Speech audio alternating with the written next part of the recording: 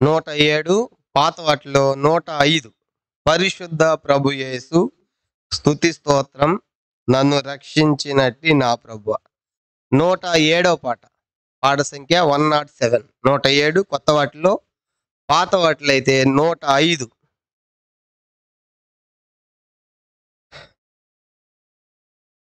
కొత్త వాటిలో 107, పాత వాటిలో 105. పరిశుద్ధ ప్రభు యేసు స్తుతి స్తోత్రం నన్ను రక్షించినట్టి నా ప్రభువా. పరిశుద్ధ ప్రభు యేసు స్తుతి స్తోత్రం.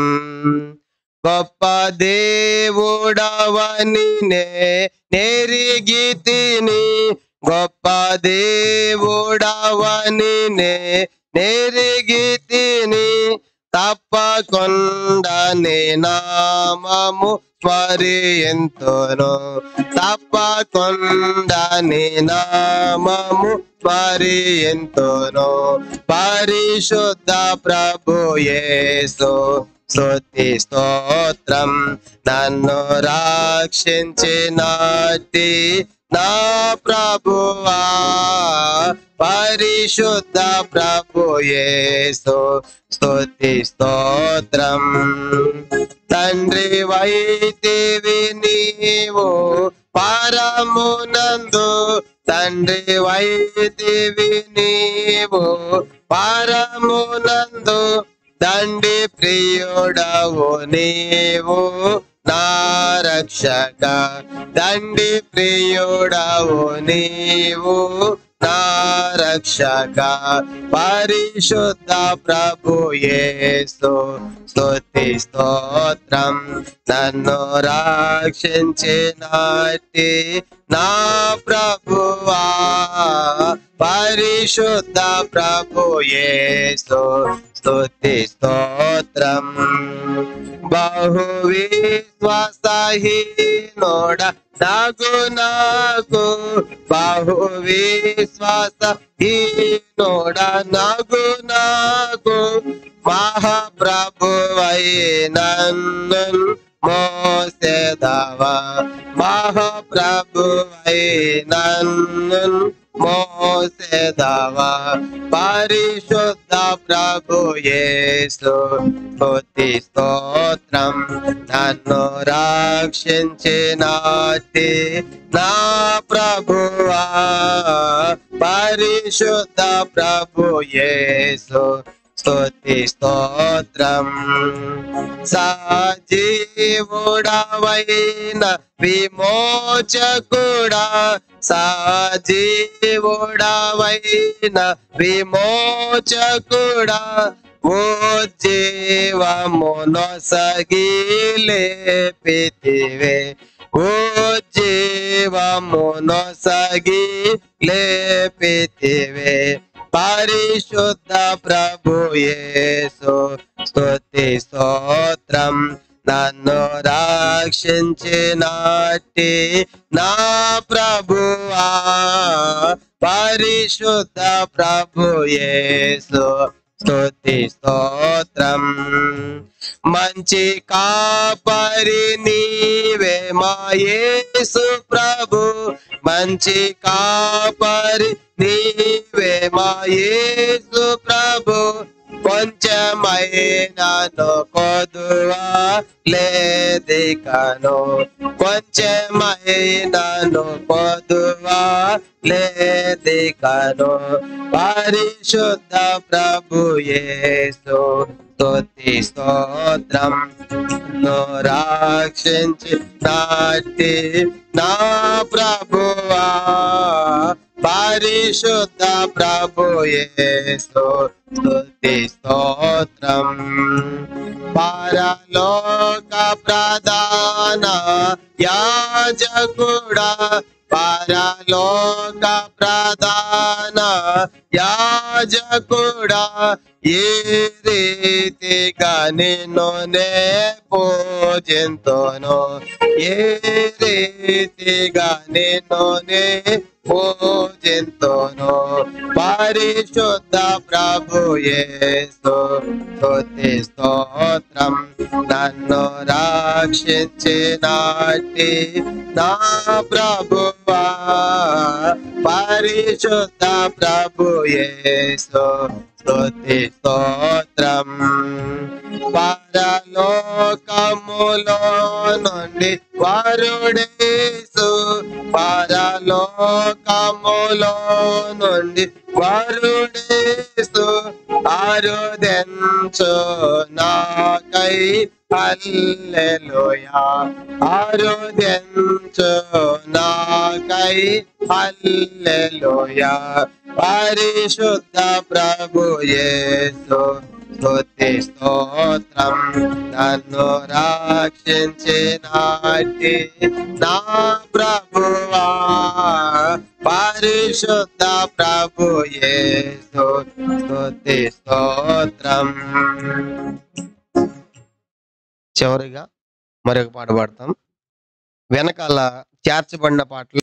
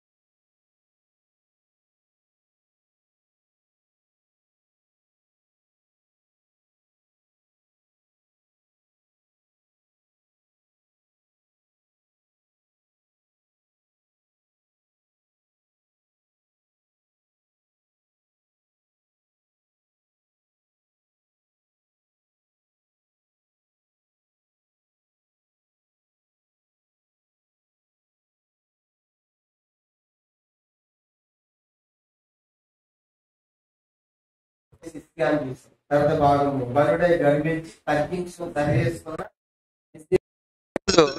హిజ్కియా యొక్క కుమారుడు మరి మనష్షే యొక్క చరిత్ర మనం చూడబోతున్నాం. కాబట్టి మరి మొత్తము ఈరోజు మనం 14 మంది రాజు చూస్తాం. మొదటి రాజు మనం చూసాము. మొదటి రాజు సౌలు అయితే రెండవ రాజు దావీదు అని చూస్తున్నాము. తర్వాత దావీదు తర్వాత ఆయన కుమారుడు సొలొమోను అని మనం చూసాం. తర్వాత ఆయన కుమారుడు రెహబాము. ఈ రెహబాము టైంలోనే రాజ్యము రెండుగా విడిపోయిందని చూసాం. దీన్ని యోధా అన్నాము, దీన్ని ఇశ్రాయేలు చూసాం. ఇది 2 గోత్రాలు, ఇది 10 గోత్రాలు. ఇది దక్షిణ రాజ్యము, ఇది ఉత్తర రాజ్యం. ఈరోజు 13వ రాజు ఎవరని చూసాం చెప్పండి? 13వ రాజు హిజ్కియా. తర్వాత 14వ రాజు మనష్షే. ఈరోజు మనష్షే యొక్క చరిత్ర మనం చూడబోతున్నాం. కాబట్టి మొదటి రాజు తర్వాత చెప్పండి. యోధా రాజ్యం మొదటి రాజు ఎవరు చెప్పండి? రెహబాం. తర్వాత రెహబాం తర్వాత ఆయన కుమారుడు రెహబాం తర్వాత అబియాం లేకుంటే అబియా, తర్వాత ఆస, తర్వాత యెహోషాపాతు, తర్వాత యెహోరాము, తర్వాత యెహోరాము తర్వాత అహజ్య తర్వాత అతల్య తర్వాత మనోడు యోవాష్ తర్వాత అమజ్య తర్వాత ఉజ్జియా తర్వాత యోతాం తర్వాత ఆహాజ్ తర్వాత హిజ్కియా తర్వాత మనష్షే. కాబట్టి మనం ఏం కన్ఫ్యూజ్ పడాల్సిన పని లేదు. వీళ్ళంతా ఒకళ్ళ తర్వాత ఒకళ్ళు రాజు అయ్యారు. కాబట్టి చాలా ఈజీ గుర్తుపెట్టుకోవచ్చు. కనుక యోధా రాజ్యంలో తండ్రి తాత, మరి తండ్రి తర్వాత కుమారుడు రాజు అనేట్టుగా మనం చూస్తాం. ఈరోజు మనష్షే యొక్క చరిత్ర మనం చూడబోతున్నాం. కాబట్టి మరి హిజ్కియాతో మనం గత వారం ముగించాం. హిజ్కియా అది 3 పార్ట్లుగా. ఈరోజు మనష్షే యొక్క చరిత్ర మనం చూడబోతున్నాము. మనష్షే అంటే అర్థం ఏంటంటే మరచిపోవుట అని అర్థం. అందరు చెప్పండి, మనష్షే అంటే అర్థం ఏంటి? మరచిపోవుట, లేదంటే యెహోవా మరచిపోవునట్లు చేయువాడు అని అర్థం. కనుక మనష్షే అంటే అర్థం ఏంటి? మరచిపోవుట, లేకుంటే మరచిపోవునట్లు చేయుట అని అర్థం. మర్చిపోనట్లుగా చేయువాడు అని అర్థం. బైబిల్లో ఈ మనష్షే కాకుండా మరొక మనష్షే కూడా మనకు అర్థమవుతాడు. బైబిల్లో మొత్తం మనకి 5 మంది మనష్షేలు ఉంటారు. కానీ 5గురు మనష్షేలు ఉన్నట్లుగా బైబిల్లో చూస్తాము. మొదటిది మనకు బాగా పరిచయం. మొదటి మనష్షే ఎవరు చెప్పండి? యోసేపు కుమారుడు. యోసేపు ఐగుప్తు దేశం పోయిన తర్వాత పెళ్ళైన తర్వాత పెద్ద కుమారుడు పుట్టగానే అతనికి ఏమని పేరు పెట్టాడు చెప్పండి? మనష్షే. నా బాధ నా వేద అంతా మర్చిపోయి దేవుడు చేశాడని చెప్పేసి మనష్షే అని పేరు పెట్టాడు. రెండో కుమారునికి ఎఫ్రాయిం, అభివృద్ధి, ఫలించుటని పేరు పెట్టాడు. కాబట్టి ఆ మనష్షే మనకు బాగా తెలుసు. యోసేపు కుమారుడు మనష్షే. రెండో మనష్షే ఫేమస్ ఎవరంటే ఈ మనష్షేని. వీళ్ళు కాకుండా ఇంకా ఉన్నారు. కనుక ఇంకో 3 ఉన్నారు. నోట్ చేసుకోండి. సంఖ్యాకాండం 1వ అధ్యాయం 10వ వచనంలో తీయాల్సిన పని లేదు. యోసేపు కుమారుడైన మనష్షే వంశస్థుల్లో అక్కడ ఒక మనష్షేని చూస్తాము. సంఖ్యాకాండం 1:10. తర్వాత 2వ రాజులు 20వ అధ్యాయం 21వ వచనంలో యోధా రాజు కుమారుడు మనం చూస్తున్నటువంటి ఈ మనష్షేని చూస్తాము. తర్వాత ఎజ్రా గ్రంథం 10వ అధ్యాయం 30వ వచనము, తర్వాత 30వ వచనంలో యూదుల్లో ఒకడు అన్ని స్త్రీలను పెళ్లి చేసుకున్నాడు. కనుక అతడు ఒక మనష్షే. మొదటి మనష్షే మనము ఆది కాండము 41వ అధ్యాయం 51వ వచనంలో యోసేపు కుమారుడు అని. రెండో మనష్షే సంఖ్యాకాండం 1వ అధ్యాయం 10వ వచనంలో రెండో మనష్షే ఉన్నాడు. ఈయన ఎవరంటే యోసేపు కుమారుడు మనష్షే వంశస్థుల్లో ఒకడని చూసాము. మూడో మనష్షే ఎవరంటే ఇప్పుడు మనం చూసుకున్నటువంటి హిజ్కియా కుమారుడు, లేదంటే యోధా రాజు. ఇది 2వ రాజులు 21వ అధ్యాయము, తర్వాత 33వ అధ్యాయం 2వ దినవృత్తాంతాలు. మనం ఈరోజు ఇదే ధ్యానం చేయబోతున్నాం ఈ రాజు గురించి. 4వ మనష్షే ఎజ్రా గ్రంథంలో మనం చూస్తాం. ఎజ్రా గ్రంథంలో 10వ అధ్యాయము 30వ వచనములో ఇక్కడ ఒక మనష్షే. ఇతడు అన్ని స్త్రీలను పెండ్లి చేసుకున్న యూదుడు ఒకడు. 5వ మనష్షే ఇదే ఎజ్రా 10వ అధ్యాయము 33వ వచనంలో అన్ని స్త్రీలను పెళ్లి చేసుకున్నటువంటి వాళ్ళు మరి ఒకడు. కాబట్టి మొత్తం మనకి ఎంతమంది మనుషులు చెప్పండి? 5గురు. కనుక మొదటి మనష్షే. ఇంకొక మనష్షే మనం చూసినప్పుడు యోసేపు పెద్ద కుమారులో ఒకడు, తర్వాత 5 మంది. కనుక ఈరోజు మనం ధ్యానం చేయబోయేది ఈ మనష్షే. కాబట్టి మనకు యోసేపు కుమారుడు బాగా పరిచయమే. తర్వాత మరి యోధా రాజు లేకుంటే ఇస్కియా కుమారుడు ఒక మనిషిని గుర్తుపెట్టుకుంటాం. టోటల్ గా మనకు బైబిల్లో మొత్తము 5 మంది మనుష్యులు ఉన్నారు. దాంట్లో ఈరోజు మనం చూడబోయే మనిషి ఎవరు చెప్పండి? ఇస్కియా కుమారుడు లేదంటే యోధా రాజు అని రాసుకుంటాం. కాబట్టి ఇప్పుడు మనిషి అంటే అర్థము చెప్పాం. మనిషి అంటే అర్థం ఏంటి? మరచిపోవుట లేకుంటే మరచిపోవునట్లు చేయుట అని అర్థం. కానీ ఇప్పుడు మనిషి తర్వాత మరి మనిషి ఎప్పుడు రాజు అయ్యాడు, తర్వాత ఆయన తల్లిదండ్రులు ఎవరు అనే విషయాలు మనము తర్వాత ఇప్పుడు అతని చరిత్ర ఏంటి, అతను ఎలా పాలించాడు, ఎలా జీవించాడు అనే సంగతులు మనం ఆయన గురించి చూడబోయే ముందు అతని గురించి ఎక్కడెక్కడ రాయబడిందంటే 2 భాగాల్లో ప్రధానంగా ఉంటుంది. 2వ రాజుల గ్రంథము అతని గురించి రాయబడిన పాఠ్య భాగాలు. 2వ రాజుల గ్రంథము 21వ అధ్యాయము మొదటి 18 వచనాల్లో ఉంటది. తర్వాత 2వ దినవృత్తాంతములో 33వ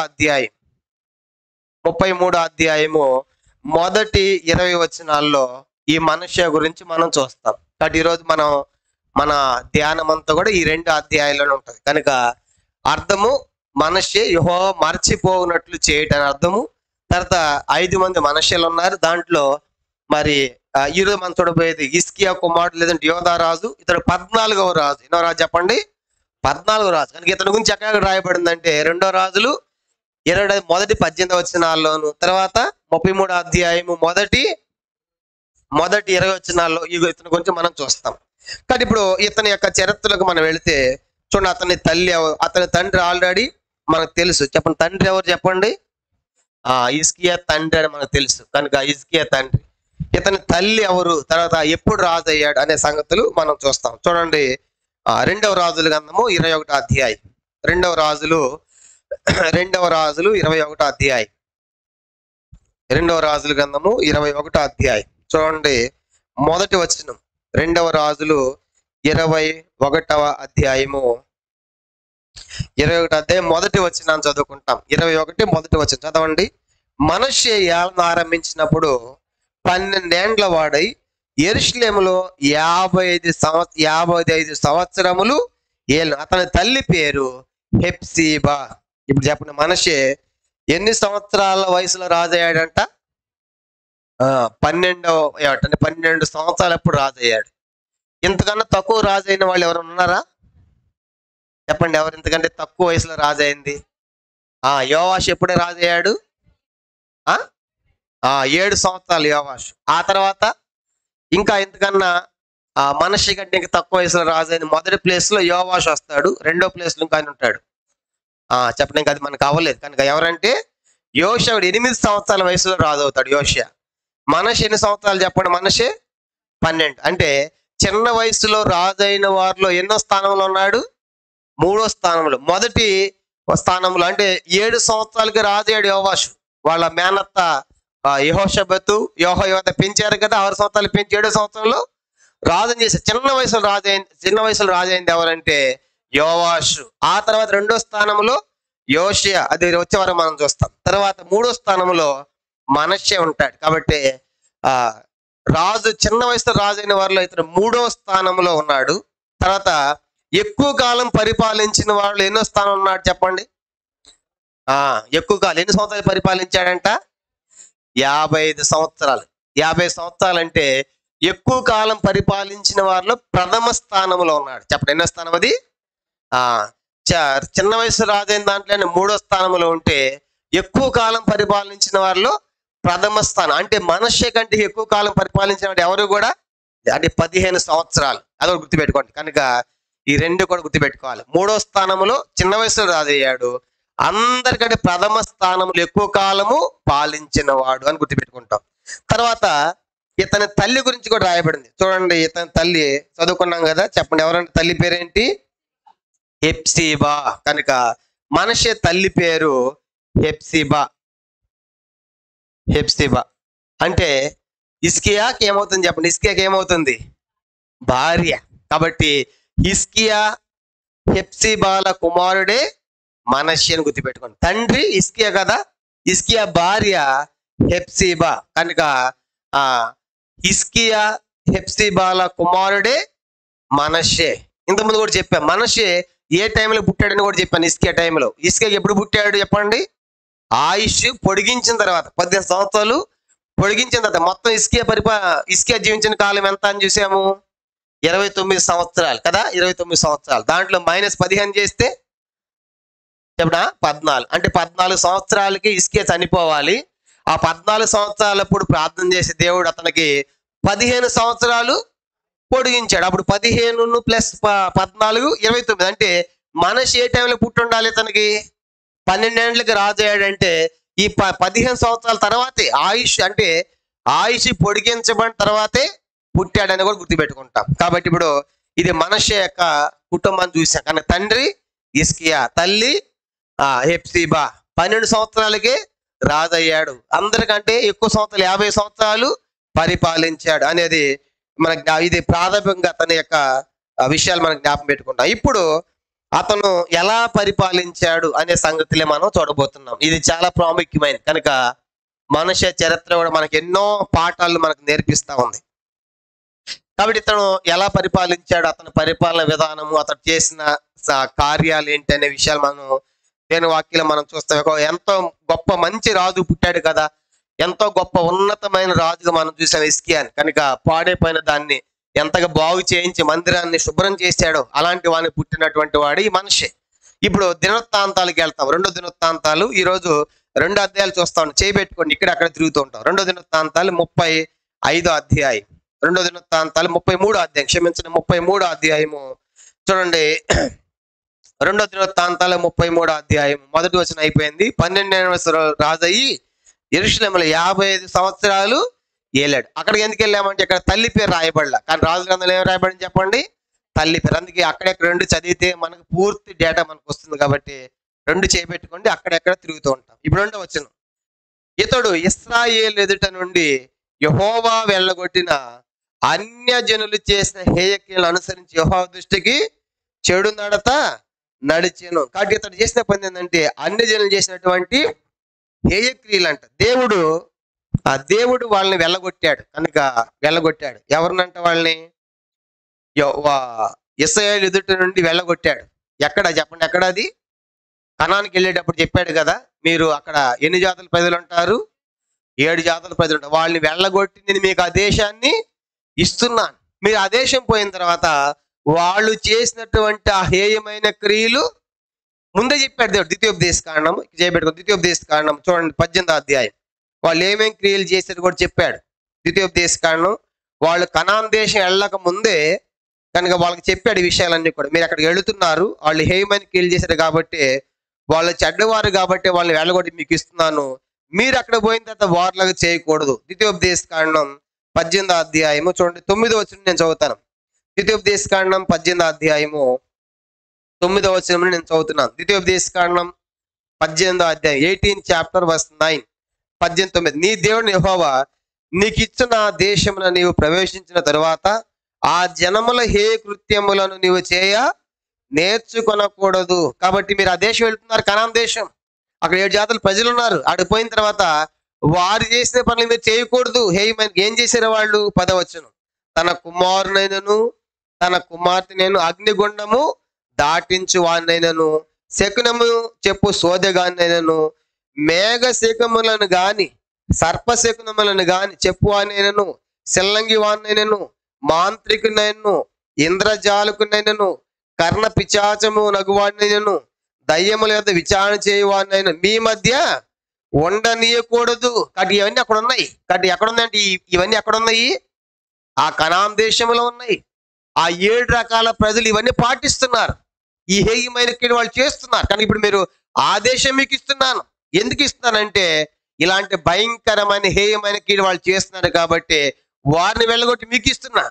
మీరు వెళ్ళిన తర్వాత వాటిని మీరు నేర్చుకొనకూడదు. జాగ్రత్తగా నిన్ను ఉన్నాయంటే అక్కడ కుమారు అగ్నిగుణం దాటిస్తున్నారు, శకునం చెప్పేవాళ్ళు, సోది చెప్పేవాళ్ళు, చిల్లంగి వాళ్ళు, కనుక ఇంద్రజానికులు, కనుక మాంత్రికులు, దయ్యంలో విచారణ చేయడం, ఇవన్నీ కూడా ఉన్నాయి. కాబట్టి ఎందుకంటే వాళ్ళు వెళ్ళగొట్టింది. 12వ వచనం చూడండి, ద్వితీయోపదేశకాండం 18:12. ద్వితీయోపదేశకాండం 18:12 చూడండి.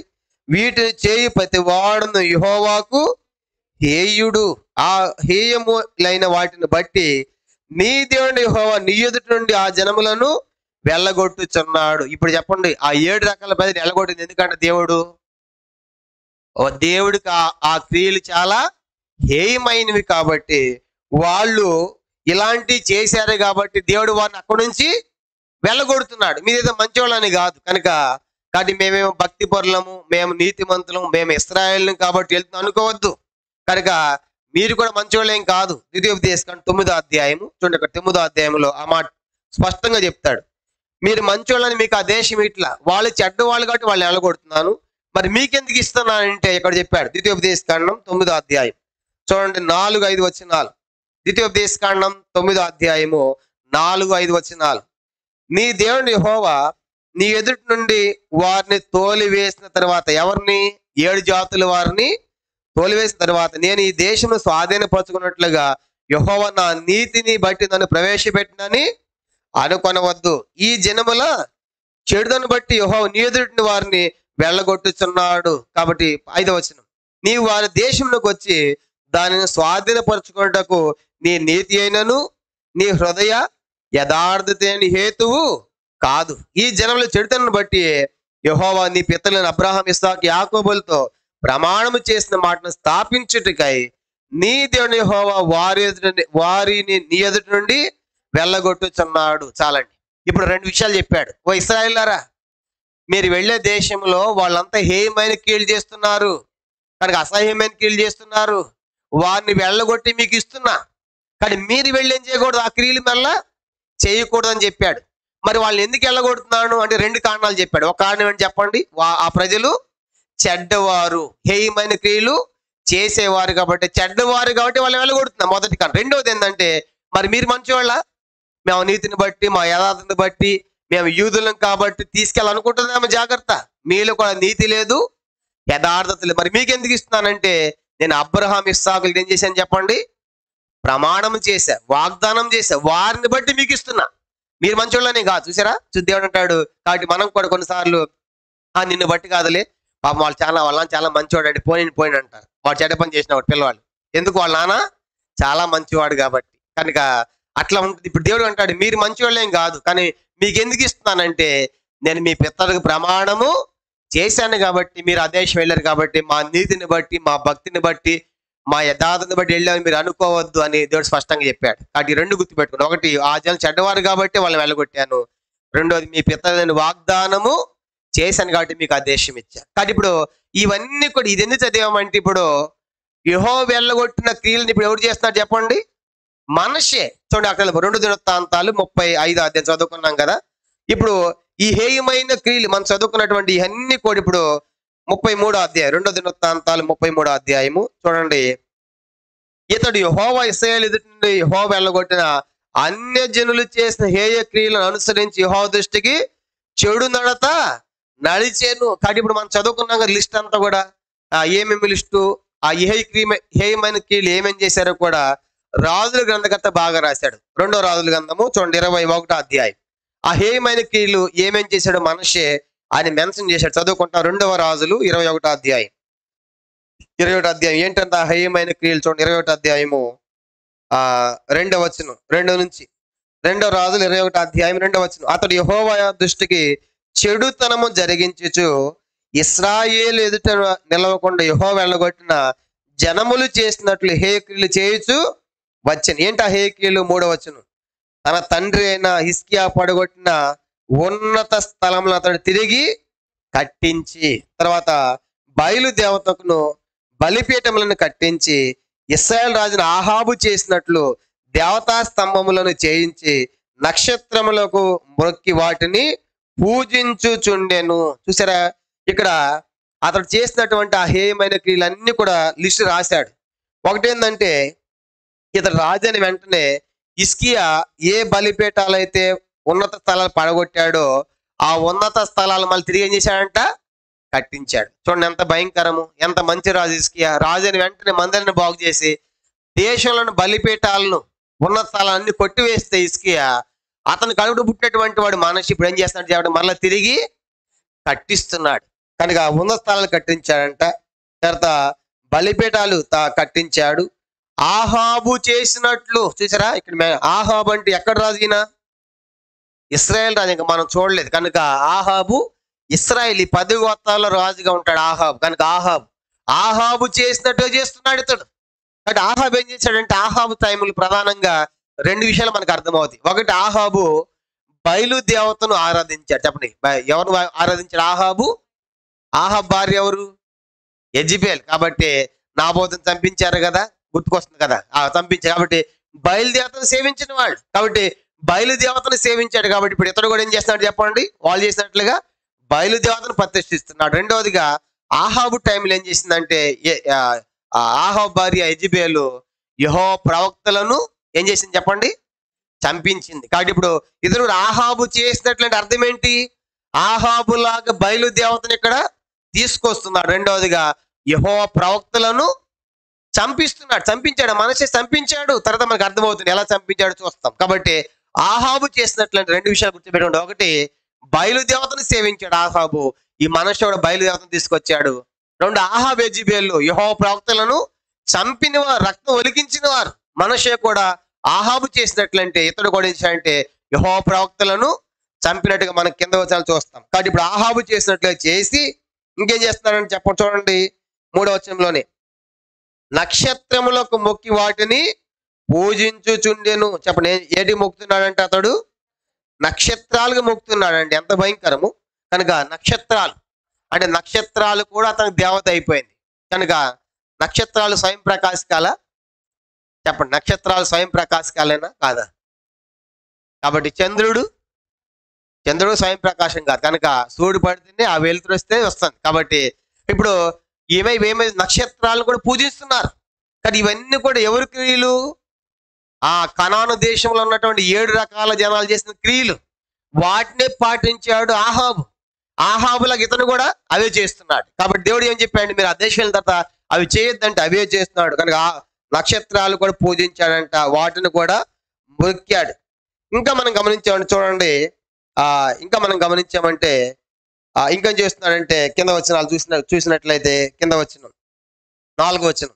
మరియు నా నామం ఉంచుదునని యెహోవా సెలవిచ్చిన యెరూషలేములో అతడు యెహోవా మందిరమందు బలిపీఠములను కట్టించెను.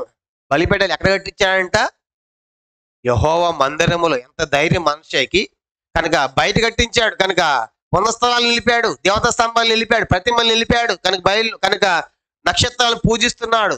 ఇప్పుడు ఎక్కడ దాకా వచ్చిందండి ఈ పరిస్థితి? మందిరము లోపల ఏం కట్టించాడంట? బలిపీఠాలు. ఎంత ధైర్యము! తండ్రి ఏం చేశాడు చెప్పండి? తండ్రి ఇసుకేం చేశాడు? మందిరంలో ఉన్నవన్నీ కూడా బయట పడేస్తే పడగొట్టి చీడేం చేస్తున్నాడు చెప్పండి? ఈ రాజు ఏం చేస్తున్నాడు? కుమారుడు మనిషి అవన్నీ కట్టిస్తున్నాడు. ఇప్పుడు ఇలాంటి పనులే వాళ్ళ తాత కూడా చేశాడు. ఎవరు చెప్పండి? ఆయన ఆహాజు. చెప్పండి, ఏం చేశాడు? ఆహాజు కూడా మందిరంలో అంతా కూడా సిరియన్ల దేవతలు నిలిపి పాడు చేసి తాళం పెట్టాడు కదా. కాబట్టి ఇప్పుడు ఇతనికి అన్ని కూడా ఎవరి పోలికలు ఉన్నాయి? తాత పోలికలు, తండ్రి పోలికలు లేవు. కనుక తండ్రి మనుష్యలాగా ఒక్క మంచి కార్యం కూడా మనకు కనబడటం లేదు ఇప్పుడు. కాబట్టి తాతలాగా ఆహాబలాగా చేస్తున్నాడు. పునఃస్థలాలు నిలిపి, దేవతా స్తంభాలు నిలిపి, ఆ బయలుదేవతను నిలిపి, తర్వాత నక్షత్రాలను పూజిస్తూ ఇప్పుడు చివరికి తీరా మనం గమనించే మందిరం లోపలే ఇక్కడ దేవుడు ఏమన్నాడు? హబక్కు 2:20లో యెహోవా తన పరిశుద్ధ ఆలయములో ఉన్నాడు అన్నాడు. నా దృష్టి, నా మనసు నిలుపు స్థలము మందిరం అన్నాడు. కాబట్టి చూసారా? కనుక భయం లేకుండా మందిరం లోపటి బలిపీఠాలు కట్టించాడంట. ఇంకేం జరిగింది చూడండి 4వ వచనం. బలిపీఠాలు కట్టించాడు. 5వ వచనం. మరియు యెహోవా మందిరమునకు 2 స్థలాల్లో ఆకాశ సమూహములకు అతడు బలిపీఠములను కట్టించెను. ఇంకా దీన్ని కట్టించాడంట ఆకాశంలో ఉన్నటువంటి సమూహాలు, నక్షత్రాలు, వాటికి కూడా. కనుక చూసారా? వాటికి కూడా ఆకాశ సమూహాలు కూడా బలిపీఠాలు కట్టించాడు. 6వ వచనం. అతడు తన కుమారుని అగ్నిగుండము దాటించి జ్యోతిష్యమును శకునములను వాడుక చేసి యక్షిణి గాండ్లతోనూ సోదె గాండ్లతోనూ సాంగత్యము చేసింది. ఈ ప్రకారం అతడు యెహోవా దృష్టికి బహుగా చెడుతనము జరిగించు ఆయనకు కోపము పుట్టించెను. యెహోవా దావీదునకు అతని కుమారుడు సొలొమోనుకును ఆజ్ఞ ఇచ్చి, ఈ మందిరమున ఇశ్రాయేలు గోత్ర స్థానములో నుండి నేను కోరుకున్న యెరూషలేము నందు నా నామము సదాకాలం ఉంచుతుందని సెలవిచ్చిన యెహోవా మందిరమందు తాను చేయించిన అషేరా ప్రతిమను ఉంచెను. కానీ ఇప్పుడు చూసామంటే ఇతడు మందిరంలో బలిపీఠాలు కట్టించడమే కాదంట, తన కుమారుని ఏం చేస్తానని చెప్పండి? అగ్నిగుండాన్ని దాటించి మనం చదువుకున్నాం. ఆ వెళ్ళక ముందే చెప్పాడు, వాళ్ళకున్న క్రియలో ఒక క్రియ ఏంటి? అగ్నిగుండాన్ని దాటిస్తారు, అలా చేయొద్దని చెప్పాడు. వీళ్ళ తాత కూడా దాటించాడు. ఆహాజు కూడా తన కుమారులు ఏం చేసి చెప్పాడు? అగ్నిలో పడేసి మనం చదువుకున్నాం. కాబట్టి ఇప్పుడు అగ్నిగుండం దాటించాడంట. జ్యోతిష్యములు చూసారా కానీ ఏం చెప్తున్నారంట? జ్యోతిష్యాలు కనుక మనం గమనించే రోడ్డు మీద కూర్చుంటాడు, చిలకని పెట్టుకుని, చిన్న బాక్సులు పెట్టిలో చిలకని పెట్టుకుని అవి ఉంటాయి కనుక, నా చేయి చెప్పండి అంటాడు. చేయి ఇస్తే చేయి పట్టుకుంటాడు, నీ కథ అంతా చెప్తాడు. ఏం చెప్తాడు? వాని కథ వానికి తెలియదు, నీకేం చెప్తాడు? కనుక జ్యోతిష్యములు కనుక ఇప్పుడు చంద్రబాబు జైల్లో ఉంటే మన వస్తుంది కనుక విడుదలవుతాడా లేదా జ్యోతిష్కి చెప్తున్నాడంట. ఎక్కడ తెలిసిపోయింది? వాళ్ళ కథ వాళ్ళకే తెలియదు.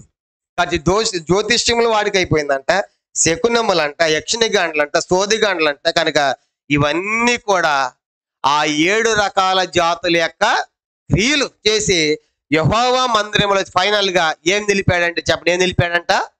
అషేరా ప్రతిమను. ఎంత భయంకరం అండి! దేవుని మందిరంలోకి ఒక విగ్రహాన్ని నిలిపేశాడు, అది అషేరా ప్రతిమను. మందిరం అంతా పాడు చేశాడు తాతలాగా.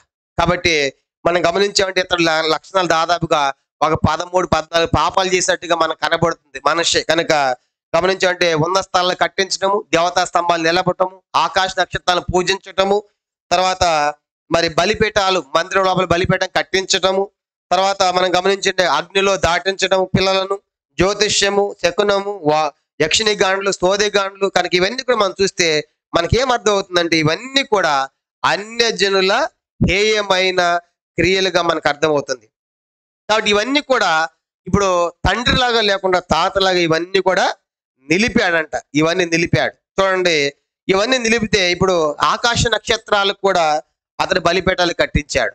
దేవుడు ముందే చెప్పాడు ఆకాశ నక్షత్రాలను చేయమని చెప్పాడు. ద్వితీయోపదేశకాండం చూడండి, ఒక వచనం చదువుతాము. 4వ అధ్యాయం ఆకాశ నక్షత్రాల గురించి దేవుడు ఏం చెప్పాడు? ద్వితీయోపదేశకాండం 4వ అధ్యాయం. ద్వితీయోపదేశకాండం 4వ అధ్యాయము 19వ వచనం చదువుకుంటాం. ద్వితీయోపదేశకాండము 4వ అధ్యాయము 19వ వచనం. ద్వితీయోపదేశకాండము 4వ అధ్యాయము 19వ వచనం చదవండి. 19. సూర్యచంద్ర నక్షత్రములైన ఆకాశ సైన్యమును చూచి మరలు కొల్పబడి నీ దేవుడిని యెహోవా సర్వ ఆకాశము కిందన సమస్త ప్రజల కొరకు పంచిపెట్టిన వాటికి నమస్కరించి వాటిని పూజింపకున్నట్లు మీరు బహు జాగ్రత్త పడుడి. కాబట్టి ఏంటిని పూజించకూడదని చెప్పాడు దేవుడు? సూర్యచంద్ర నక్షత్ర ఆకాశ సైన్యము. కానీ ఇప్పుడు ఇతను ఆకాశ సైన్యానికి బలిపీఠాలు కట్టాడు దేవుడు చెప్పాడు. కనుక ఆ సూర్యునికి నక్షత్రానికి మొక్కటం అంటే ఒక విధంగా ఈ లైట్కి మొక్కినట్లే, కనుక కాంతికి మొక్కినట్లే. కాబట్టి దేవుడు చెప్పాడు కనుక వాటికి మీరు పూజించకూడదు, వాటిని నమస్కరించకూడదు. ఆదికాండం 1వ అధ్యాయంలో వీటి దేవుడు ఎందుకు సృష్టించాడు చెప్పండి? పగలు రాత్రి దేవుడు మన నివసించడానికి చేసినటువంటి సృష్టి కదా అదంతా కూడా 1వ అధ్యాయంలో. కాబట్టి సూర్యునికి మొక్కడము, నక్షత్రాలకు మొక్కటము ఇవన్నీ కూడా దేవుని సృష్టి. అది కనుక సృష్టికర్త కాదు, కనుక అది దేవుని సృష్టి. కాబట్టి ఇప్పుడు ఏం చేస్తాడంటే మనిషి సృష్టికర్తను విడిచి సృష్టాన్ని పూజించినట్టుగా ఆ నక్షత్రాలకు కూడా బలిపీఠాలు కట్టించాడు, అగ్నిగుండాన్ని దాటిస్తూ ఉన్నాడు.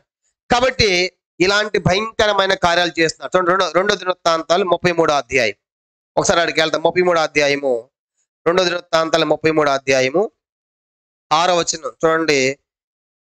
6వ వచనం మనం గమనించామంటే 33:6 బెన్ హిన్నోము లోయయందు అతడు తన కుమారులను అగ్నిలో గుండా దాటించి ముహూర్తములను విచారించుచు మంత్రములను చిల్లంగితనమును వాడుక చేయు కర్ణ పిచాచములతోనూ సోదగానులతో సాంగత్యం చేయొచ్చు యెహోవా దృష్టికి బహుగా చెడు నడుచు ఆయన కోపము పుట్టించెను. కాబట్టి దేవునికి బహుగా కోపం కనుక ఏమేం చేశాడంటే అతడు అగ్నిగుండములో గత వారం కూడా చూసాం, గత రాజుల్లో బెన్ హిన్నోము లోయ, దీనికి మరొక పేరు ఏమని చెప్పాము? హత్యలోయ అని చెప్పాను. చూడండి, హత్య ఇది మనం చదువుకున్నాం, హత్యలోయ. కాబట్టి ఆ బెన్ హిన్నోము లోయలు పిల్లల్ని చంపేవాళ్ళు, అగ్నిలు వేసేవాళ్ళు, అదే హత్యలోయ. దాంట్లో పిల్లల్ని దాటిస్తాడంట. తర్వాత ముహూర్తములను విచారించచ్చు. ఇప్పుడు కూడా చాలా మంది ఇంకా విశ్వాసులు కూడా ఏమంటారు చెప్పండి? పెళ్ళనగానే ముహూర్తం కనుక పెళ్ళనగానే ముహూర్తం చూసేవాడికి వెళ్తాడు. మంచి రోజైనా, ఇంటి గొప్ప ఎత్తున మంచి రోజైనా, ఇంట్లోకి వెళ్ళాలి మంచి రోజైనా, లేదా పెళ్లి పెట్టుకోవడం మంచి రోజైనా. కనుక ఇంకా దేవుని నమ్మిన వాళ్ళు కొంతమంది ముహూర్తాలు చూసేవాళ్ళు ఉన్నారు, వాస్తులు చూసేవాళ్ళు కూడా ఉన్నారు. ఎంత విచారం కదా! ప్రభుని నమ్మిన తర్వాత ఇంకా ముహూర్తాలు, వాస్తులు, సిద్ధాంతాలు మనం పాటిస్తున్నామంటే ఒక విధంగా సిగ్గుకరమైన సంగతి. కనుక విలేజ్ ప్రాంతాల్లో చాలా మంది దేవుని నమ్ముతారు, కానీ ఇవన్నీ ఉంటాయి వాళ్ళకి. కనుక అమ్మ ఇది పెట్టేసారు గుమ్మం, మీకు అపాయం అని కానీ మొత్తం కొట్టి ₹1,00,000 ఖర్చు అని మళ్ళీ తీసి పెడతాడు. కనుక అనవసరం వాడు వచ్చి చెప్పగానే ₹1,00,000 ఖర్చు అయినా పర్వాలేదు, కనుక ఏం చేయాలి, అక్కడ నుంచి తీయాల్సిందని తీయకూడదు. ఎదురు ఇంటి మీద యాప చెట్టు పెట్టారా, అమ్మ యాప చెట్టు ఉంటే మీకు కలిసి రాదనగానే ఆ చెట్టు కొట్టేసా. చెట్లను పెంచంటారా బాబు అంటే ఏం చేస్తారు చెప్పండి. అవన్నీ కూడా ఇవన్నీ కూడా మూఢ ఆచారాలు. కానీ తలంపు ఏంటంటే ఇవన్నీ చేస్తున్నాడు. మరి ఎన్ని చేయమని చెప్పాడు దేవుడు? లేవియా కాండము చూడండి, అక్కడ ఏమని చెప్పాడు వాళ్ళకి. లేవియా కాండము 18వ అధ్యాయం, లేవియా కాండం 18వ అధ్యాయం 21వ వచనం. లేవియా కాండము 21వ అధ్యాయము 18వ వచనం చదువుతాం. లేవియా కాండం 21:18 చూడండి. దేవుడు చెప్పాడు ముందుగానే 21వ అధ్యాయము 18వ వచనం. లేవియా కాండం 18:21 చదవండి. 21 నిమిషం. ఆ ఆ ఉమ్, చాలండి. గమనించండి 18:21 కదా మన చదువు. 20 నీవు ఏమాత్రం నీ సంతానం మోలేకున్న కానీ కిందేసి ఒకటే సంబోనీయుల అగ్నిగుండమును దాటనీయకూడదు. చూసారా, అగ్నిగుండం దాటించొద్దు. నీ దేవుని నామం అపవిత్ర పరచొద్దని చెప్పాడు. కానీ ఇప్పుడు ఏం చేస్తాడు మనిషి చెప్పండి? అగ్నిగుండాన్ని దాటిస్తున్నాడు, పిల్లలు అగ్నిగుండం దాటిస్తున్నాడు. 19వ అధ్యాయం కూడా చూడండి, 31వ వచనం. ఇదే లేవియా కాండం 19:31. కర్ణ పిచాచ గల వారి దగ్గరకు పోకూడదు, సోదెగాండ్లను వెతకి వారి వల్ల అపవిత్రత కలుగ చేసుకొనకూడదు, నేను మీ దేవుడైనా. ఇప్పుడు ఏం చెప్పాడంటే కర్ణ పిచాచం తిరిగి వెళ్ళొద్దు, సోదిగాడు తిరిగి వెళ్ళొద్దు అంటే ఇప్పుడు మనిషి ఏం చేసి చెప్పండి?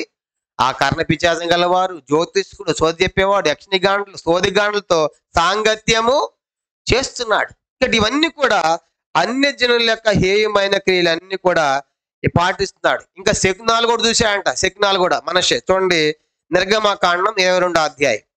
శకునం గురించి కూడా దేవుడు చెప్పాడు, శకునం చెప్పేవాడిని మీ మధ్య ఉండనేయకూడదు. నిర్గమకాండము 22వ అధ్యాయం 18వ వచనం.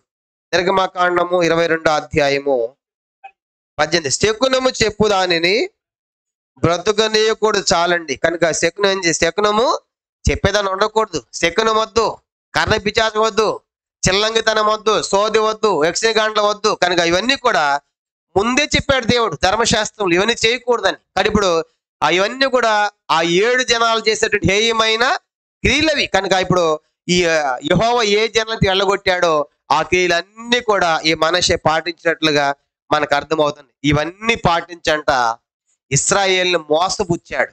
చూడండి 2 దినవృత్తాంతాలు 33వ అధ్యాయం 33వ అధ్యాయము చూడండి 8-9 వచనాలు. 2 దినవృత్తాంతాలు చదువుకుంటాం. 8-9 ఇశ్రాయేలు గోత్ర స్థానములు అన్నిటిలో నేను కోరుకుని యెరూషలేమునందు నా నామము నిత్యం ఉంచెదను, కట్టడలను, విధులను, ధర్మశాస్త్రం అంతటిని అనుసరించి నడుచుకున్నట్టుకై వారు జాగ్రత్త పడిన ఎడల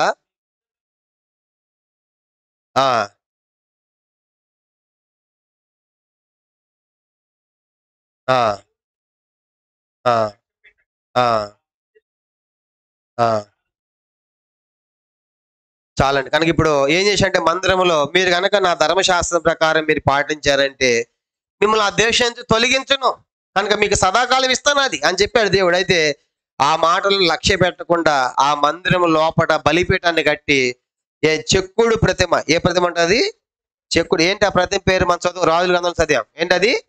అషేరా. చెప్పండి ఏంటంట? అషేరా ప్రతిమ నిలిపాడు. అషేరా ప్రతిమ నిలిపి ఆ ఇశ్రాయేలు ప్రజలు అందరూ కూడా మోసపరిచాయంట. 9వ వచనం. ఈ ప్రకారం మనషే యోధా వారిని యెరూషలేము కాపురస్తులను మోసపుచ్చిన వాడై ఇశ్రాయేలు ఎదురు ఉండకుండా యెహోవా నశింపజేసిన అన్య జనుల కంటేను వారు మరింత అక్రమంగా ప్రవర్తించినట్టు చేయటకు కారకుడు. అన్య జనుల కంటే ఘోరంగా చేశాడు.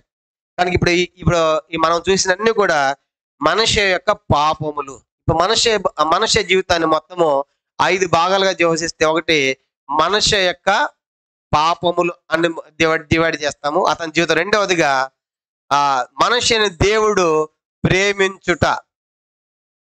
మూడో పార్ట్ మనుష్యది ప్రేమించటమే కాదు, అతనికి శిక్షించుట, మనుష్యని శిక్షించుట. నాలుగవది మనుష్యలో వచ్చిన మార్పు.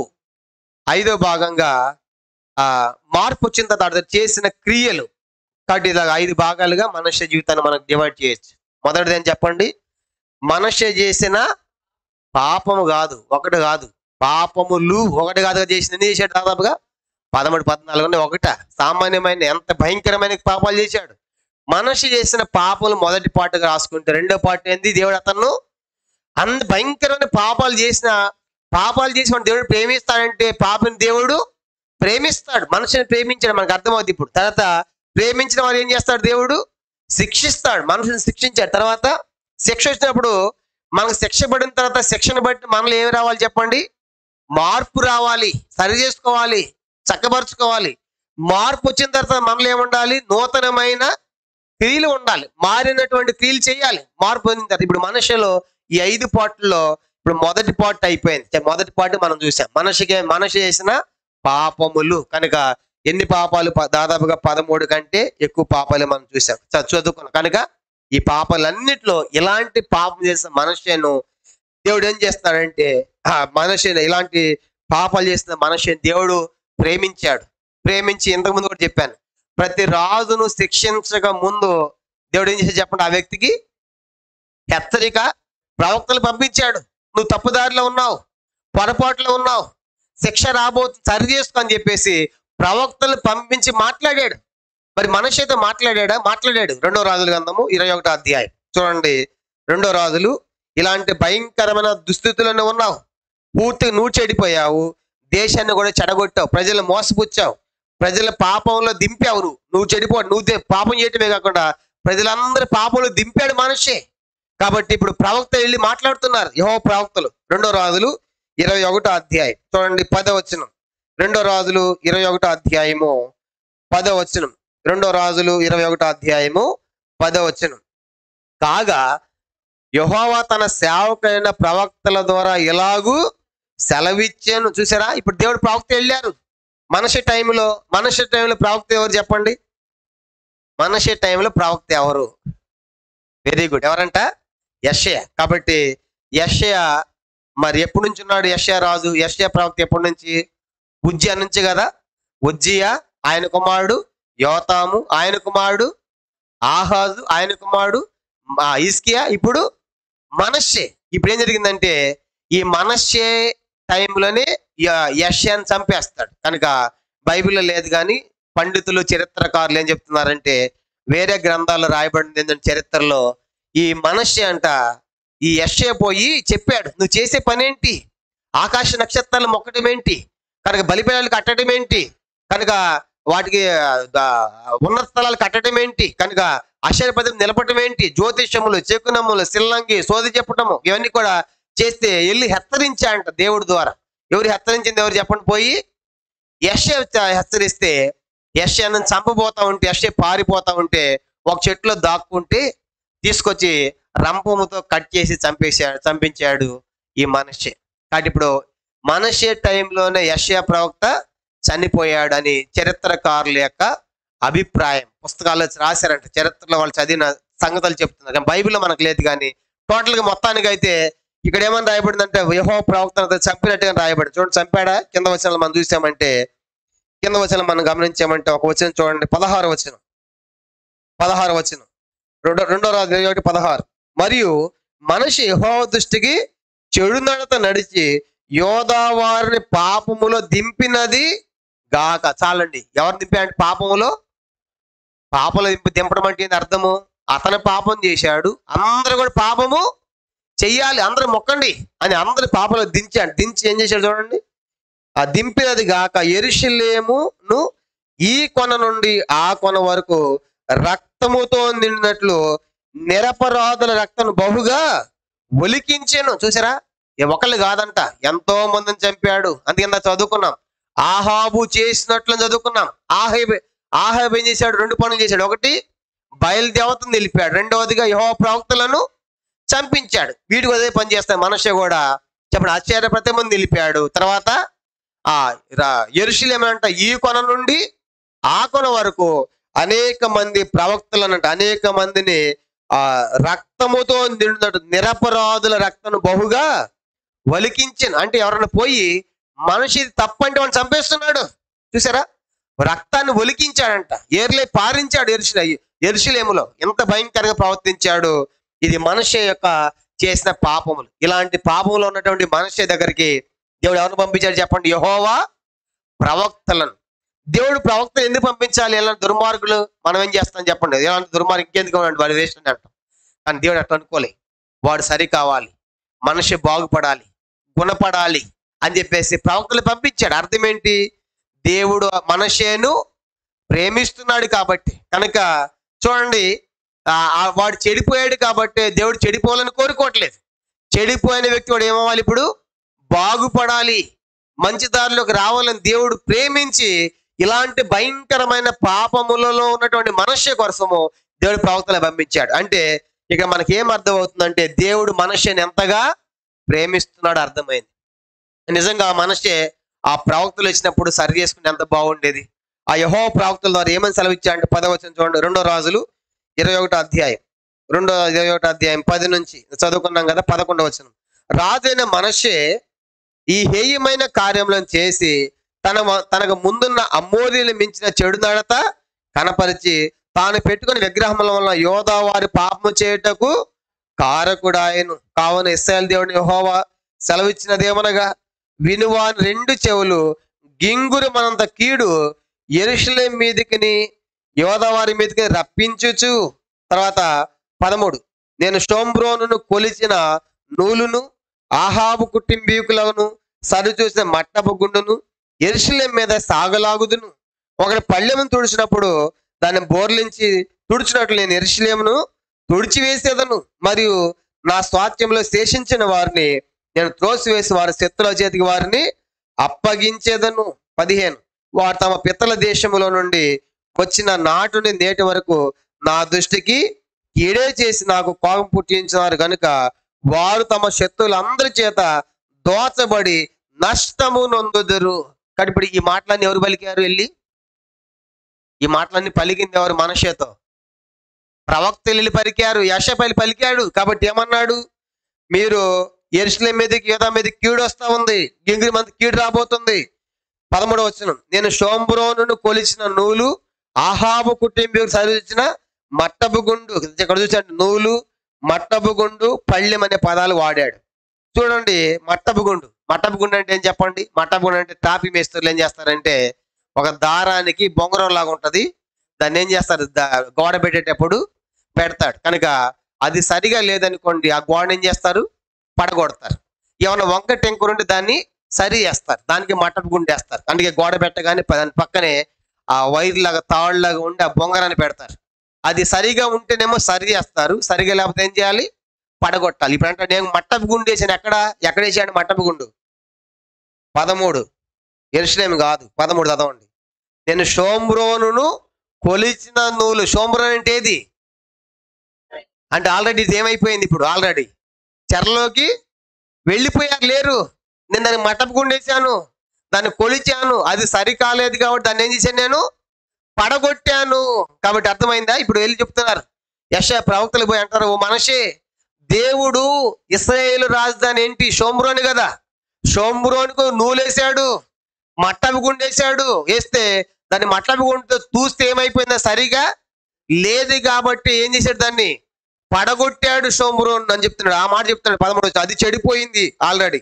ఆహాబు కుటుంబం సరి మట్టపు. ఇప్పుడు ఆ మట్టపు ఎక్కడేస్తాను నేను? ఇప్పుడు యెరూషలేము మీద సాగా అంటే అర్థమేంటి చెప్పండి? ఇప్పుడు అక్కడేసింది ఎక్కడ కూడా జరగబోతుంది. అంటే మీరు కూడా ఏమైపోతారు? నాశనం అవుతారు. మీకు కూడా కీడు ఉంది. అక్కడ వేసాను, వాళ్ళు సరిగా లేదు. ఆ మట్టపు గుండె ఎందుకంటే సరి చేయటానికి. ఆ గుండె కానీ ఆ గోడ వంక టెంగర దాన్ని సరి చేస్తాడు.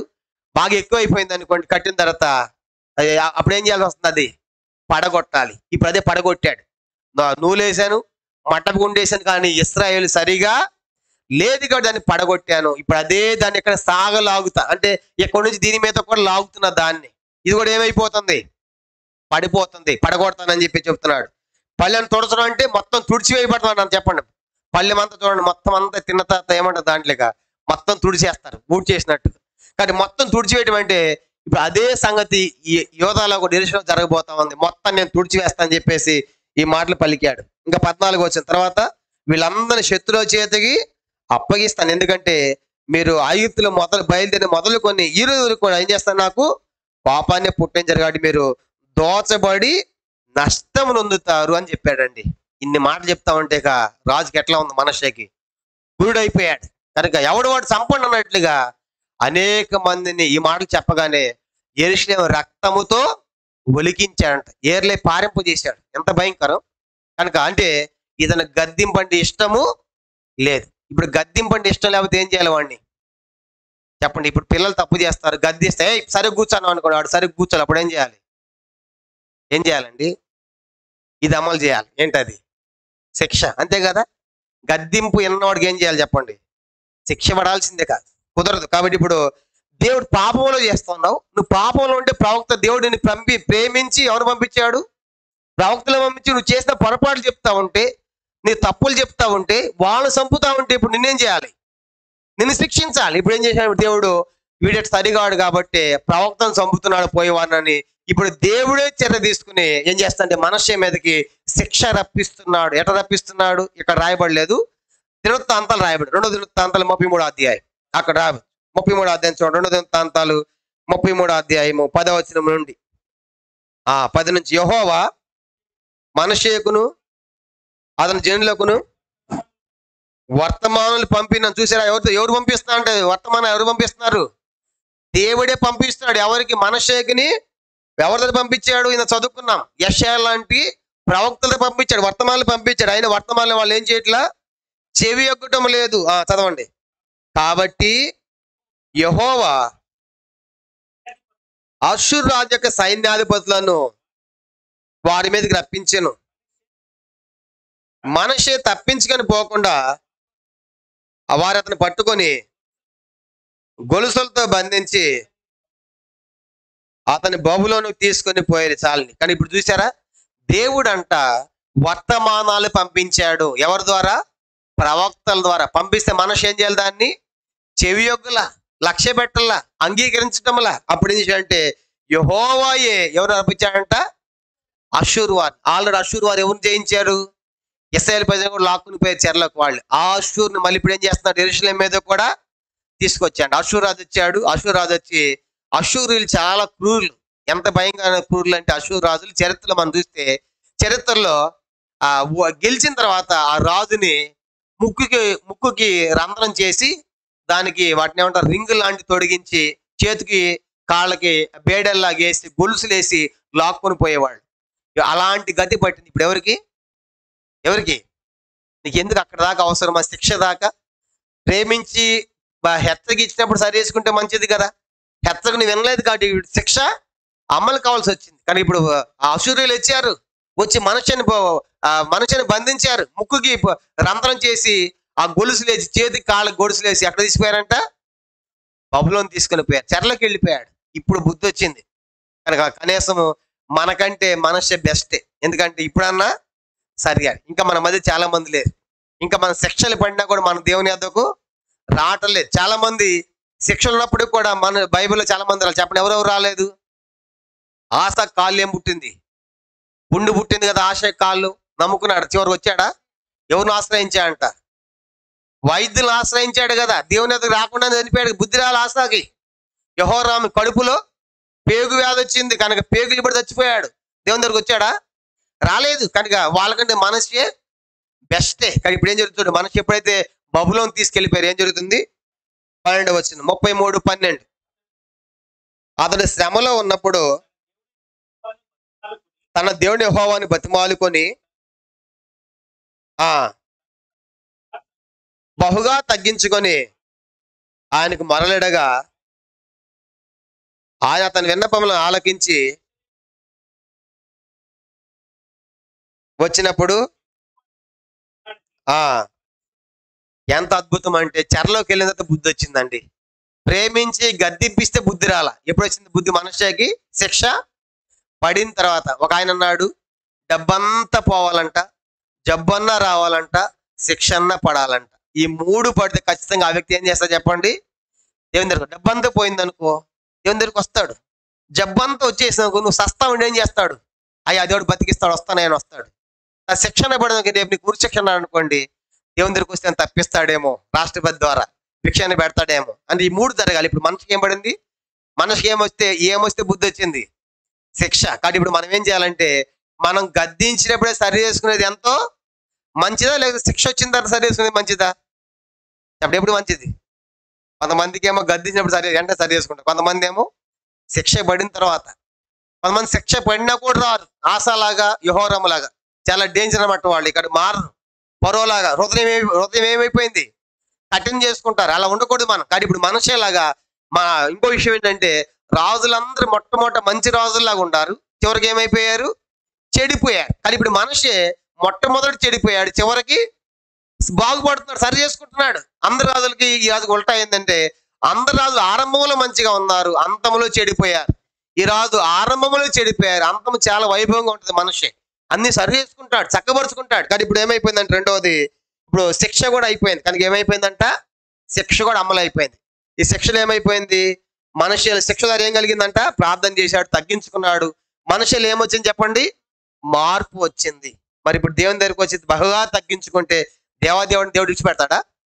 ఎవరైతే నిజంగా దేవుని దగ్గర వస్తారో, పశ్చాత్తాపడతారో, తగ్గించుకుంటారో, దేవుడు నా యొద్దకు వచ్చి ఎంత మాత్రం బయటికి రోజుల మనుష్యను ఇన్ని భయంకరమైన పాపాలు చేసిన, ప్రవక్తను చంపించిన, రక్తాన్ని ఒలికించి ఏర్లే పారించిన చూసిన ప్రార్థన చేస్తా ఉంటే దేవుడు ఇప్పుడు మనుష్యాన్ని క్షమించి ఆ బబులోంచి మరి ఎట్లా విడిపించాడో మనకు తెలియదు. కానీ మొత్తాన్ని తిరిగి మరలా ఎడకొచ్చాడంటే మళ్ళీ రాజయ్య కూర్చున్నాడు. ఇప్పుడు రాజైన తర్వాత మారాడి కాడి ఇతరుల మార్పు రావాలిగా. మరి ఇప్పుడు మొదటిది ఏంది? పాపాలు చేశాడు. రెండవదిగా అతను దేవుడు ప్రేమించి ప్రవక్తలు పంపించి మాట్లాడాడు. మూడవదిగా శిక్ష కూడా పొందాడు. ఇప్పుడు శిక్ష పొందిన తర్వాత శిక్షలో ఏమైంది? అతనికి మార్పు వచ్చింది. శిక్ష ద్వారా మార్పు కలిగింది. ఏం మార్పు కలిగింది? ఇప్పుడు చూడండి, ఇప్పుడు అతనిలో కలిగిన మార్పు ఏంటో ఇప్పుడు మనం చూస్తాం. చూడండి 14 వచనం. ఇది అయిన తర్వాత అతడు దావీదు పట్టణం బయట నుండి గీహోను పడమరగల్లో అయిన మత్స్యపు గుమ్మం వరకు ఓపేలు చుట్టూను బహు ఎత్తుగల గోడను కట్టించెను. మరి యోధా దేశంలోని బలమైన పట్టణములన్నిటిలోను సేనాధిపతులను ఉంచెను. గమనించండి, ఇప్పుడు ఎప్పుడైతే ఇతరులు మార్పు జరిగిందో, దేవుని యోధా దేశానికి కావచ్చు, మందిరానికి కావచ్చు, కావాల్సినటువంటి వసతులు ఏర్పాటు చేస్తున్నాడు. కనుక ఏం కట్టించండి? ఎత్తైన గోడలు కట్టించాడంట. తర్వాత బలమైన పట్టణాల్లో సైన్యం ఉంచాడంట. 15 వచనం. మరియు యెహోవా మందిరము నుండి అన్య దేవతల విగ్రహమును తీసివేసి యెరూషలేము నందు యెహోవా మందిర పర్వతమందు తాను కట్టించిన బలిపీఠములన్నిటిని తీసి పట్టణం బయటికి లాగి వేయించాను. చూసారు ఇప్పుడు ఏం చేశాడు?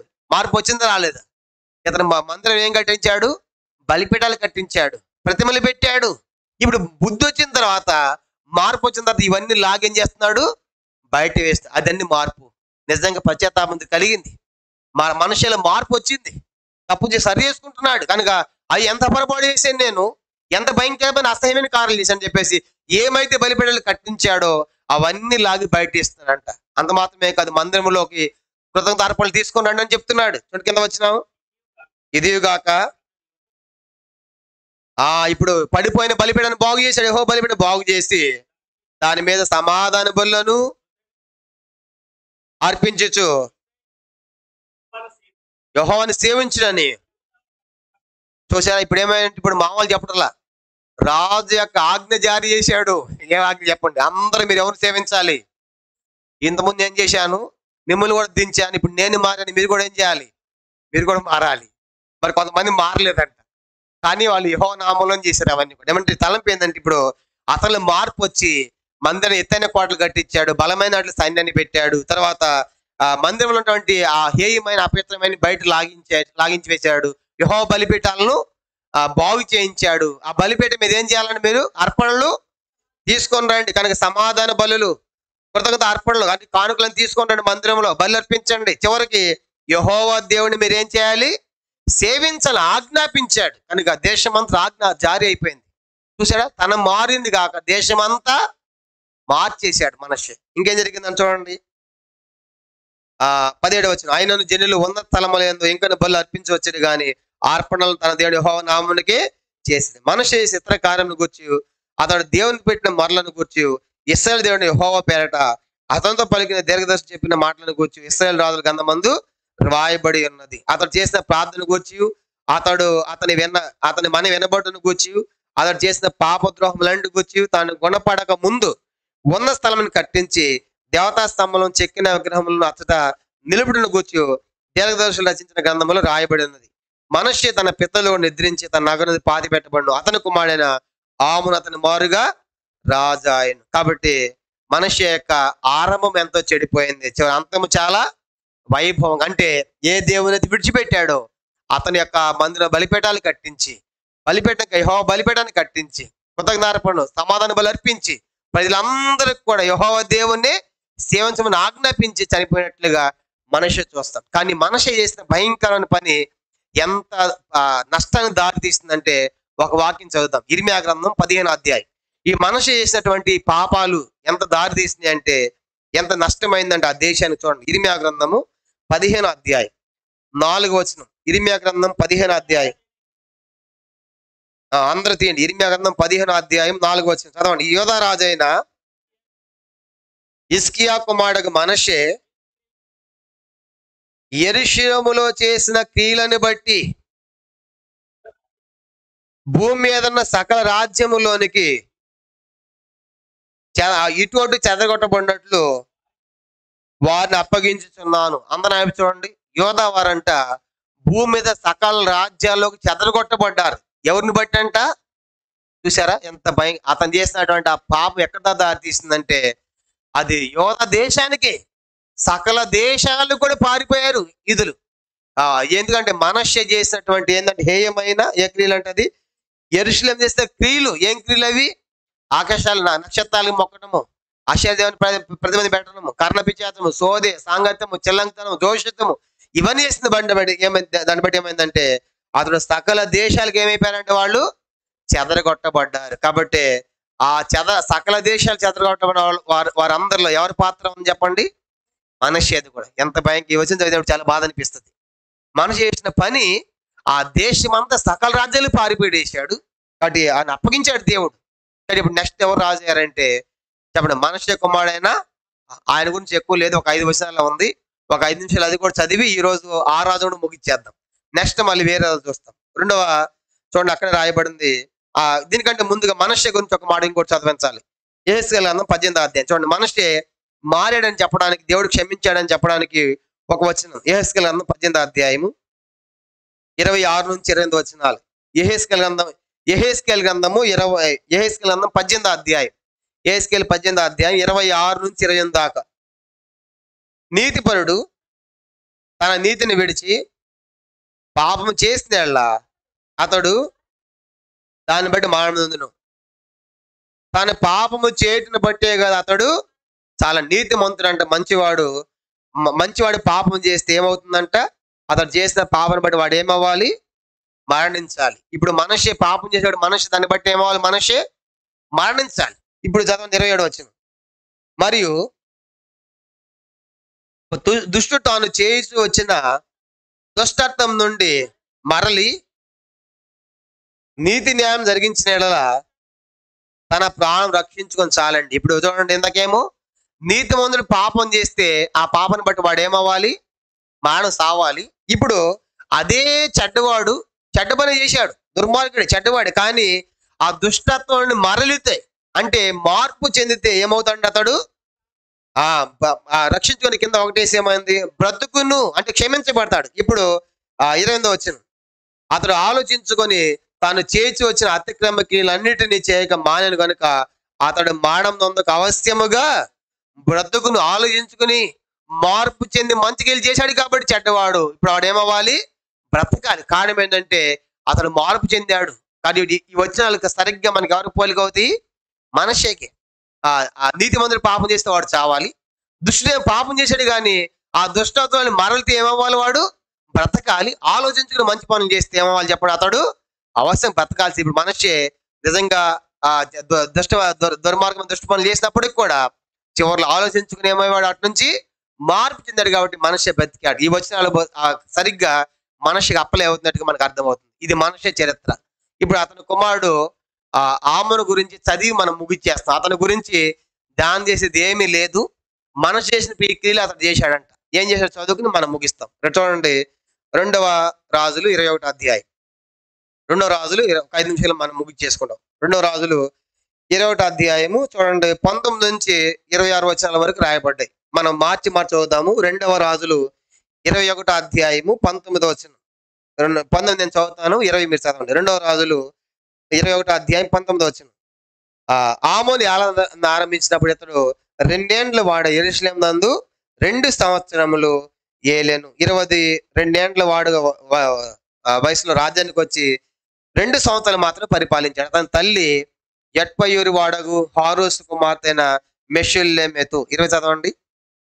అంటే ఆయన నడిచిన చెడు నాడతా నడిచి తన పితల దేవుని యెహోవాను విసర్జించి యెహోవా మార్గమందు నడవక తన తండ్రి ప్రవర్తించినట్లు తానును ప్రవర్తించుచు తన తండ్రి పూజించిన విగ్రహములను తానును పూజించెను. ఆమోను సేవకులు అతని మీద కుట్ర చేసి అతని నగరును అతను చంపగా దేశపు జనులు రాజైన ఆమోను మీద కుట్ర చేసిన వారందరినీ చంపి అతని కుమారుడైన యోషకు అతనికి మారుగా పట్టాభిషేకము చేసిరి. ఆమోను చేసే ఇతర కార్యముల గురించి యోధరాజుల గ్రంథం ముందు రాయబడి ఉన్నది. ఉజ్జా యొక్క తోటలో అతని కలిగిన సమాధి అందు అతను పాతి పెట్టబడును. అతని కుమారుడైన యోషి అతనికి మారుగా. కాబట్టి ఇతని గురించి మనం ధ్యానం చేయడానికి ఏమి లేదు. ఆమోను గురించి ఏముందంటే ఇతడు 22 సంవత్సరాల వయసులో రాజు అయ్యాడు. తర్వాత ఎన్ని సంవత్సరాలు పరిపాలించాడు? కేవలము 2 సంవత్సరాలు మాత్రమే పరిపాలించాడు. తల్లి హారూస్ అంట, కనుక ఆషూరు కుమార్తె మెషుల్లెమెతు తల్లి, తండ్రి ఏమో మనష్షే. తర్వాత ఇతడి గురించి ఒకటే మాట కొట్టేశాడు దేవుడు. ఏమందంటే తన తండ్రి చేసినటువంటి ప్రవర్తించినట్లుగా చెడు క్రియలు కనుక తాను ఆ విగ్రహాలు పూజిస్తా ఉంటే సేవకులు ఏం చేశారంటే ఇతని మీద కుట్ర చేసి చంపారంట. ఇప్పుడు దాకా మనం చదువుకున్న ఈ 14 మంది రాజుల్లో కుట్ర చేసి ఎవరైనా చంపారా? వాళ్ళే చనిపోయారా? వాళ్ళే చనిపోయారు. కానీ కుట్ర చేసి చంపినట్టుగా ఎక్కడ ఉంటుందంటే ఇశ్రాయేల్ రాజుల్లో ఉంటాం. ఆ రాజుని కుట్ర చేసి చంపి వీడు రాజు అవుతాడు, వీడిని కుట్ర చేసి చంపి వాడు రాజు, అట్లా ఇశ్రాయేల్లో ఉంటుంది. కానీ యోధాలో మాత్రము కుట్ర చేసి చనిపోయిన వారిలో ఎవరున్నా చెప్పండి, ఈయన ఆమోన్. కనుక అంటే ఇతను కావాలి చంపాడు, వీడు దుర్మార్గుడు ఇలాంటి నిలబెట్టాడని చెప్పేసి కొంతమంది కుట్ర చేస్తే చంపారు. ఇప్పుడు చనిపోతే అతను కుమారుడు నెక్స్ట్ ఎవరంట? యోషి అనేసారంటే రాజుగా ప్రకటించారు. కాబట్టి ఇప్పుడు 15వ రాజు ఎవరైనా చూసాను చెప్పండి. 15వ రాజు ఆమోన్ అని రాసుకోండి. ఆమోన్ కూడా అయిపోయింది. ఆమోన్ ధ్యానం చేయడానికి ఏం లేదు. ఆ మనిషి చేసిన చెడ్డ పనులన్నీ కూడా ఆమోన్ కూడా చేసి మార్పు చెందకుండా చచ్చిపోయాడు. సరి చేసుకోవాలి. ఆమోన్ చచ్చిపోతే అతని కుమారుడు యోషియాను నెక్స్ట్ రాజుగా ప్రకటించారు. కాబట్టి ప్రభు చేత వచ్చే వారము ఎన్నో రాజు అవుతాడు మనకి? 16. కనుక 15 ఆల్రెడీ ఇప్పుడు మనము ఆమోను చూసాం. కనుక ఆమోన్ అయిపోయాడు. కనుక ఆమోన్ కూడా చూసాము. నెక్స్ట్ 16వ రాజు ఎవరంటే యోషియా. ప్రభు చిత్తం అయితే వచ్చే వారము యోషి చరిత్ర కూడా చాలా గొప్పది. కనుక అది వచ్చే వారం మనం చూస్తాం. కాబట్టి జ్ఞాపకం పెట్టుకోనండి. ప్రార్థన చేస్తాం. ప్రార్థన.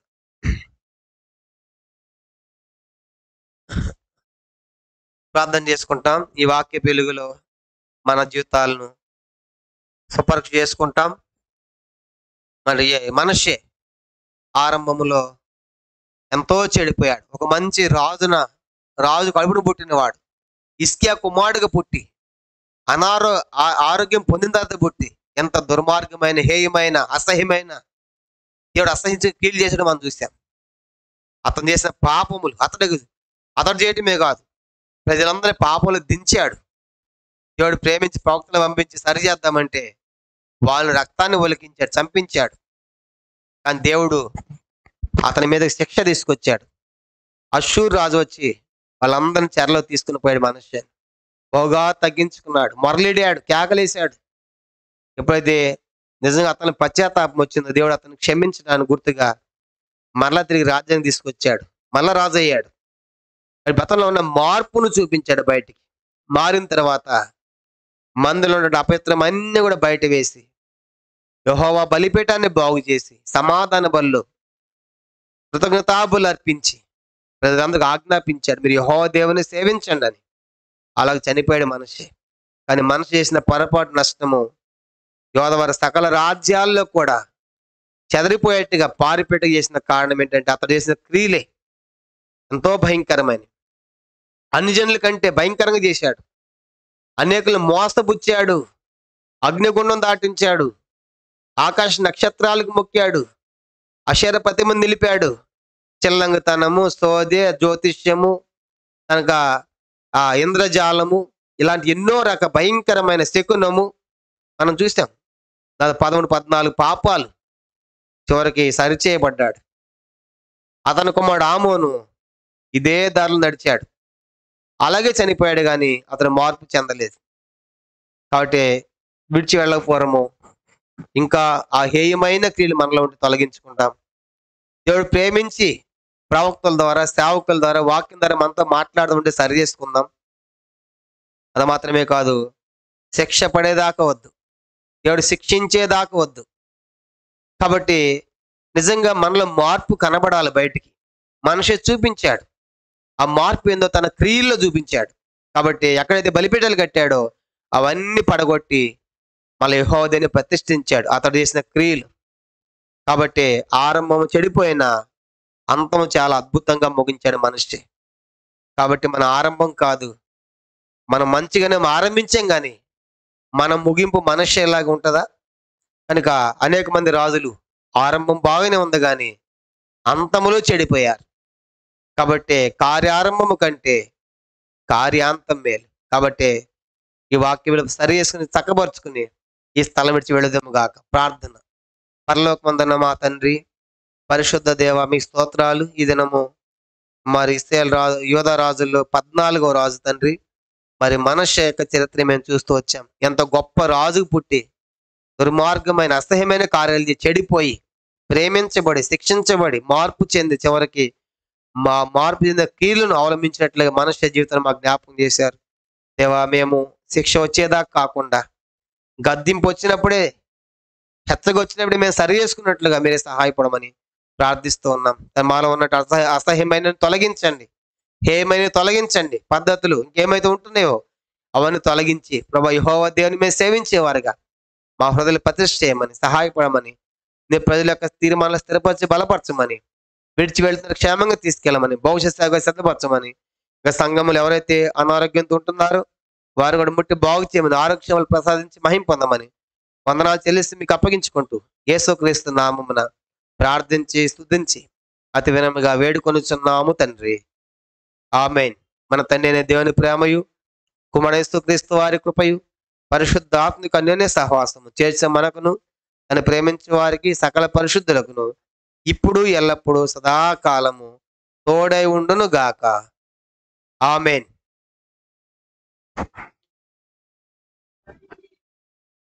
దేవునికే మహిమా, దేవునికే మహిమా, యుగ యుగములకు కలుగును గాక, యుగ యుగములకు కలుగును గాక. దేవునికే మహిమా, దేవునికే మహిమా.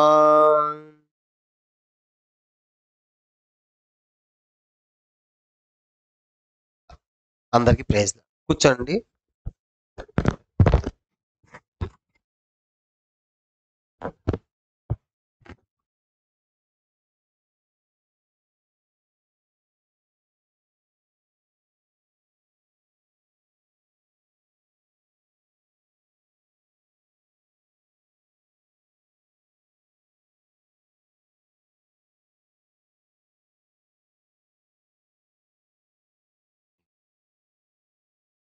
Only one day is equal to 1,000 days.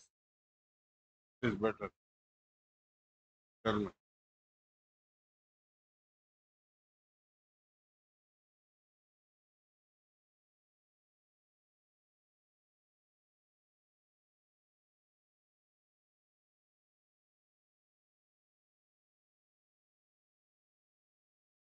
దినము గడుపు better.